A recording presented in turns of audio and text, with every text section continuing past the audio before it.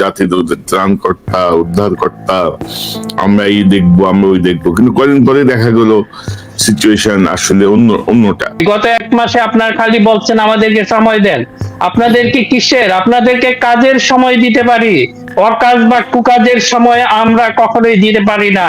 হুমকি দেয়, এই ওয়ারের গুলি হয়, সে হুমকি দেবে, আপনিও একটা হুমকি দেন, আরো আরো বড় করে দেন বা অন্যভাবে একটু কথা বলেন, কিন্তু আপনাদের এই মেও মেও শব্দতে কিচ্ছু হবে না। এটা তো আপনাদের ন্যাশনাল একটা থ্রেট, আপনারা এখন আমাদের সিকিউরিটি থ্রেট, আর আপনারা সময় চাচ্ছেন, আপনাদের দিয়ে তো আমরা আসলে ঘুমাতে পারবো না। ডক্টর ইউনূস, আপনার প্রতি আমাদের শ্রদ্ধা রয়েছে। আমার মনে হয় যে শুধু সারা দেশবাসী আপনি একটা অ্যাসেট, কিন্তু আপনাকে কি ইউজ করছে, ইউজ করলে আমাদের কোনো আপত্তি ছিল না, কিন্তু যখন দেখি মিস ইউজ হচ্ছেন, এবং সেটা আপনি এক ধরনের মানে কাচের পর্দার ভিতরে ঢুকে গেছেন, ক্ষমতা আসলে মনে হয় সেরকম হয়। আসিফ নজরুল যতটুকু মনে পড়ে একসময় আমাদের সহযোদ্ধা ছিলেন, আমরা একই সঙ্গে হয়তো সরাসরি যোগাযোগ না থাকলেও একই টোনে অনেক কথা বলেছি। উনি অনেক সময় একটা আকাঙ্ক্ষা প্রকাশ করেছিলেন মন্ত্রী হলে উনি কি কি করবেন, কিন্তু আসিফ নজরুল ভাই আমরা তো সেটা দেখতে পাচ্ছি না। অন্তত পক্ষে কিছু সময় তখন আপনি অনেক আওয়াজ চেঁচামেচি বা অনেক কিছু করেছেন, যে যারা ক্ষমতার ভিতরে আছে তারা আমাদের কথাগুলি শুনতে পাচ্ছে না, কিন্তু আমরা জানি না আজকে আপনি আমাদের এই কথাগুলি শুনতে পান কিনা। এটা খুব জরুরি। আগেই বলেছি, মাহমুদ ভাই এখন বলেছেন, আমরা আপনাদের আসলে এমন ভাবে সমালোচনা করতে চাই না যেটা আপনাদের ধ্বংসের জন্য আমরা আসলে চাই না। আপনাদের গডসে আমাদের কথাগুলি একটু শুনুন, অন্তত ঘন্টাখানেক সময় বা নষ্ট করে যারা আমরা এগুলি আসলে গঠনমূলক সমালোচনা করি এগুলি শুনতে চেষ্টা করুন। আর আপনি যে মাহমুদ ভাই যে এটা বললেন যে ফেডারেল যে গভর্নমেন্ট, এটা আমার কাছে একটা ভয়ের কারণ যেটা মনে হয়। কারণ আপনি যদি দেখেন আমাদের শত্রুরা 50 বছর আগে কিন্তু ডিসাইড করে রেখেছিল আমাদেরকে কোন ভাবে, রুট ম্যাপ কিন্তু তাদের তৈরি ছিল, আমরা কিন্তু সেই রুট ম্যাপে পা দিয়েছি এবং এই আমরা একটা ধ্বংসের দ্বার প্রান্তে পৌঁছে গিয়েছিলাম। এখনো যদি দেখা যায় তাদের কিন্তু আবার 50 বছরের পরিকল্পনা থাকতে পারে, কারণ federal government is the single ইউনিটের একটা চমৎকার রাষ্ট্র। আপনার কেন আজকে আমি জানি না কোন ভাষাটা আমি ইউজ করব, কিসের জন্য এটা প্রয়োজন এই ফেডারেল একটা। আমরা সেই আমাদের দিনাজপুরের একটা ছেলের সাথে আমি যে কথাটা বললাম, কক্সবাজারের একটা মেয়ের বিয়ে হলে দুইটা ফ্যামিলি সম্পূর্ণ মিশে যায়, তাদের কালচারাল কোনো সমস্যা নাই, ধর্মের কোনো সমস্যা নাই। এরকম একটা দেশকে আপনার কিসের প্রয়োজনে ফেডারেল প্রয়োজন ছিল আছে? বরং বর্তমানে যে প্রশাসন আছে সেটাকে সক্রিয় করেন, তাকে ফাংশনিং করেন, মেরিট বেসড শুরু করেন। এগুলি তো আপনারা কিছুই করছেন না। এই গত এক মাসে আপনার খালি বলছেন আমাদেরকে সময় দেন, আপনাদেরকে কিসের, আপনাদেরকে কাজের সময় দিতে পারি, অকাজ বা কুকাজের সময় আমরা কখনোই দিতে পারি না, তাই না? এই দেশটা আমাদের। আমি জানি না আপনারা কাদের প্রতি বিলংস টু হোম, আপনারা এমন কিছু দেখাতে পারেন নাই, কিন্তু এই দেশটা আমাদের, সেই দেশটা আমাদের, আমাদের এই দেশটা আপনার ছাড়বো না। Whoever you are, doctor Yunus, we have got the due respect, আপনার প্রতি আমাদের সম্মান আছে, কিন্তু যদি আপনি মিস ইউজড হন আপনাকে সতর্ক হতে হবে। এবার এ ট্যালেন্টেড গাই, ওয়ার্ল্ডের মধ্যে সবচেয়ে জ্ঞানী মানুষ আপনি, কিন্তু আপনাকে তো সেগুলি ধরতে হবে যে আপনি কি ইউজ হচ্ছেন না মিস ইউজ হচ্ছেন। সেটা যদি হয়, ফর দ্য গড সেক আমরা এটা বলবো, আমরা এই দেশ এটা এমন কিছু না, এই দেশ মনে করেন আমরা এই যে বাচ্চাগুলি বা ছেলেগুলি তাদের জীবন দিয়েছিল, তারা কিন্তু তার উপর বিশ্বাস করে যে না অমুক এসে আমাকে রক্ষা করবে, কোনো ব্যক্তি না, তাদের আল্লাহর উপর একটা বিশ্বাস ছিল, তাদের দেশপ্রেম ছিল, মন ভরা আবেগ ছিল, সেই জন্য তারা দিয়েছে। আমরা তাদের প্রতি অবশ্যই আমাদের একটা একটা দায়িত্ব রয়েছে, সেই দায়িত্ববোধ থেকে এই যে আজকে যে আমরা এই কথাগুলো বলছি, সেই দায়িত্ববোধ থেকে আমরা জানি যদি আপনাদের কিছু বলা হয়, যদি পলিটিক্যাল ফোরাম থেকে বলা হয় তারা ক্ষমতার জন্য পাগল হয়ে গেছে, অ্যাটলিস্ট ইউ বিলিভ আস, আমরা ক্ষমতার জন্য পাগল হই নাই। অন্তত পক্ষে এই 4 জনকে যে স্ক্রিনে দেখছেন তারা কেউ ক্ষমতার জন্য পাগল হয় নাই, তাই না? আমরা সেটা বলবো, দেশের জন্য বলবো। কাজে ফর গড সেক আমাদের এই মুখগুলি বন্ধ করে না, অনেকেই সমালোচনা করে যে না আপনারা হয়তো সময় না, আমরা যেটা আমরা কথা তো বললাম, আপনারা যদি কাজ করেন কাজের জন্য সময় দিব, অকাজ এবং কুকাজের জন্য দিব না। ইউনূসের প্রতি আমাদের শ্রদ্ধা আছে, ডক্টর ইউনূসের প্রতি অবশ্যই। আমাদের আস্থা আছে, কিন্তু ওনার সাথে যারা ঢুকেছে কোন পদ্ধতিতে তারা ইন করেছে আমি জানি না।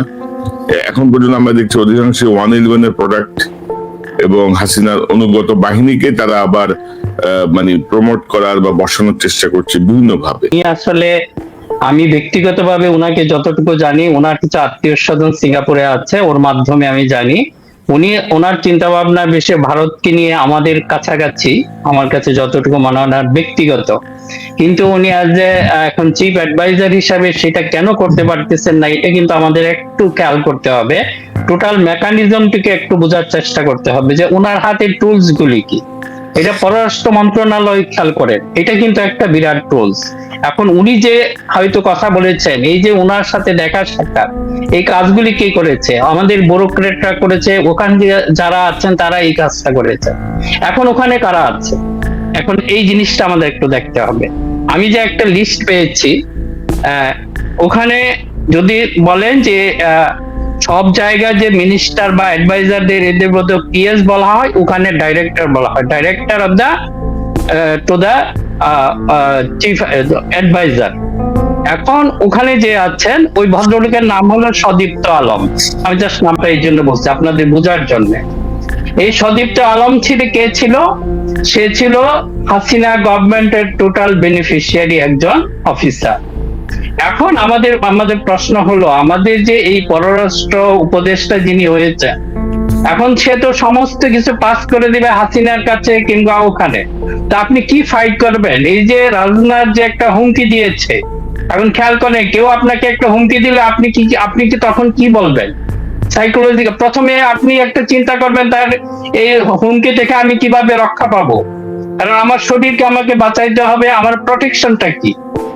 আমাদের পররাষ্ট্র উপদেষ্টা কথায় তো আমি সেরকম কোনো প্রোটেকশন দেখি না, পাল্টা হুমকি দেখি না। এগুলি হয় কি, যখনই হুমকি দেয়, এই ওয়ারের গুলি হয়, সে হুমকি দেবে, আপনিও একটা হুমকি দেন, আরো আরো বড় করে দেন বা অন্যভাবে একটু কথা বলেন, কিন্তু আপনাদের এই মেয় মেয় শব্দতে কিচ্ছু হবে না। এটা তো আপনাদের ন্যাশনাল একটা থ্রেট, আপনারা এখন আমাদের সিকিউরিটি থ্রেট, আর আপনারা সময় চাচ্ছেন। আপনাদের দিয়ে তো আমরা আসলে ঘুমাতে পারবো না। আপনারা যদি ভালো করতে, আমার কোনো সমস্যা ছিল না, আমাদের সমস্যা ছিল না। এই যে পররাষ্ট্র উপদেষ্টা, হ্যাঁ উনি কিছু ভালো কাজ করেছেন, আগের গুলি যখন আরো মিউ মিউ করতেন, উনি একটু প্রতিবাদ করেছেন। ওই যে একজন হিন্দু একটা মেয়েকে বিএসএফ গুলি করে মেরেছে, এর পরবর্তীতে ওনার যে রিয়াকশনটা, ইট ইজ গুড, একটু মানে শির দ্বারা একটু শক্ত হয়েছে, আমরা এপ্রিসিয়েট, আপনাকে সেটা এপ্রিসিয়েট করি। কিন্তু আপনি যে এই যে টোটাল টুলস গুলি নিচ্ছেন, এই ডক্টর ইউনূসকে আপনার বিতর্কিত, উনি তো হয়তো খুঁজে জানেন না এই কাজগুলি করে থেকে। এই যে মোদীকে যে প্রস্তাব দিয়েছে, আমি তো নিশ্চিত ডক্টর ইউনূস দেন নাই, এটা দিয়েছেন ওনার এই অফিসাররা কোন একটা ইয়ার মাধ্যমে, এবং এদের এখানে কাকে রেখেছেন। আর সবচেয়ে যে এটা হলো, আপনি পররাষ্ট্র মন্ত্রণালয়টাকে সবচেয়ে বেশি দলীয়করণ করেছে। আপনি এখানে একটা তালিকা দেখেন, আমি হয়তো এটা বিস্তারিত বললে অনেক সময় লাগবে। সেখানে যে মেধা তালিকার প্রথম দিকে যারা আছে, তারা বঞ্চিত, গত 15-16 বছর যাবত এখনো বঞ্চিত। তাদের লিস্টটা দেখেন। আপনি কি এই যে আপনারা বলেন যে মেরিট বেসড আপনার করবে, আপনারা তো ম্যাক্সিমাম আপনারা পলিটিশিয়ানদের সমালোচনা করেন, কিন্তু আপনারা কি দেখাচ্ছেন? আপনারা তো সে একই ধরনের লোকগুলিকে, যারা তেলবাজ, যারা দলীয়বাজ বা এই ধরনের নীতিহীন, তারপরে তাদের ভিতর কোনো আসলে মেধা নেই, মেধাহীন বা কম মেধা সম্পন্ন, এদেরকে তো আপনি ধরে রাখছেন। কিসের বদৌলত এটা করছেন? আপনারা তো কিছুটা শো করতে পারেন নাই। এখন এই যে পররাষ্ট্র মন্ত্রণালয় আপনি যান, আপনাদের টপ লিস্ট, আমার কাছে একটা সহকারী সচিবদের একটা লিস্ট এসেছে, যে প্রথম আছেন ওনার মধ্যে, তাকে এভাবে বঞ্চিত করে রাখা হয়েছে। কিসের জন্য রাখছেন আমরা জানি না।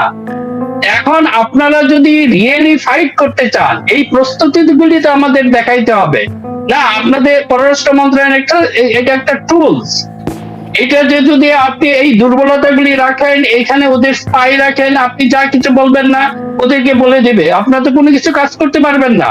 এই যে ডক্টর ইউনূসের বা এই সরকারের যে এই যে আমরা দুদুল্যমনতা বা একটু গো স্লো যাওয়ার এগুলি দেখছি, এটা তো সত্যি। এটা হচ্ছে একমাত্র এই কারণেই। আপনারা কিন্তু বিনার ভাই, প্রথম প্রবণতা হচ্ছে যে গোপনীয়তা থাকছে না কি নতুন সরকারে।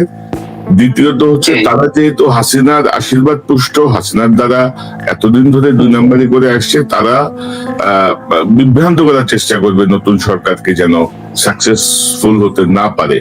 এটা হচ্ছে আরেকটা হচ্ছে কি, এখানে হয়তো ভুলে যাব, ওখানে আপনার একজন নিয়োগ দিয়েছেন পররাষ্ট্র সচিব হিসাবে mister Jasimuddin. He is a nice man, যতটুকু জানি ইজ ট্যালেন্টেড।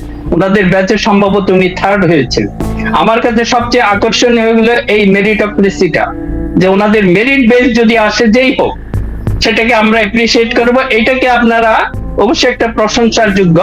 কাজে মিস্টার জসিমউদ্দিন, ওনার কাছে আমার বিশেষ আবেদন থাকবে, আপনি এটা ওইভাবে সাজান। আপনি যদি মনে করেন হ্যাঁ, আপনারা যদি সেই হাসিনাকে ফিরিয়ে আনতে চান, সে মঈন আহমেদের 111 ফিরিয়ে আনতে চান, আপনারা একভাবে কাজ করতে পারেন, ইট উইল ওয়ার্ক। কিন্তু আমাদের টপে বসে আছে ডক্টর মোহাম্মদ ইউনূস, তার একটা নিজস্ব একটা বক্তব্য আছে, he holds the spirit of the revolution. আমার কাছে এখনো মনে হয় উনি যেহেতু রাখে, কাজে আপনাকে তো সেই সাপোর্টটা তাদেরকে দিতে হবে। কাজে তৌহিদ হোসেন, যে আপনি পররাষ্ট্র উপদেষ্টা আছেন, আমাদের কোনো আপত্তি নাই। আপনারা যদি ভালো কাজ করেন আমরা প্রশংসা করব। এই যে জেনারেল জাহাঙ্গীরকে আমরা সমালোচনা করেছি, এখন ওনার একটা বক্তব্যে উনি আমাদের মন জয় করে নিয়েছেন। উনি আপনাদের যে আমাদের যে বিডিআর, আমি বিডিআর বলবো, প্লিজ আপনারা বিডিআর বলা শুরু করেন। আমাদের এগুলি বলতে হবে না, এই দালালদের যা নাম, এটাকে বর্জন করেন। আমাদের বিডিআর কে উনি যে সতর্ক করেছেন বা যে পরামর্শ দিয়েছেন, একটা পরামর্শে জেনারেল জাহাঙ্গীর আমাদের মন জয় করে ফেলেছেন। কাজে আপনারা বুঝতে চেষ্টা করেন, আপনারা যদি ভালো কাজ করেন অবশ্যই প্রশংসা করব। শিক্ষা হিসাবে যাকে নিয়োগ দিয়েছেন সেটাও একটা খুব সুন্দর হয়েছে। কাজে আপনারা এখন কাজ করেন। আমরা শুধু কি বলে সমালোচনার জন্য সমালোচনা করব না, আমরা যেটা করব আপনাদের কারেকশনের জন্য। আপনারা যদি কারেক্টেড হন তাহলে অবশ্যই, আমি তো বললাম, আপনাদের কাজে আমরা সহযোগিতা করব। অকাজে তো করবো না, কুকাজে তো পুরো বিরোধিতা করবে, সেটা ডক্টর ইউনূস বা যেই হোক, আমরা দাঁড়িয়ে যাব ইনশাল্লাহ।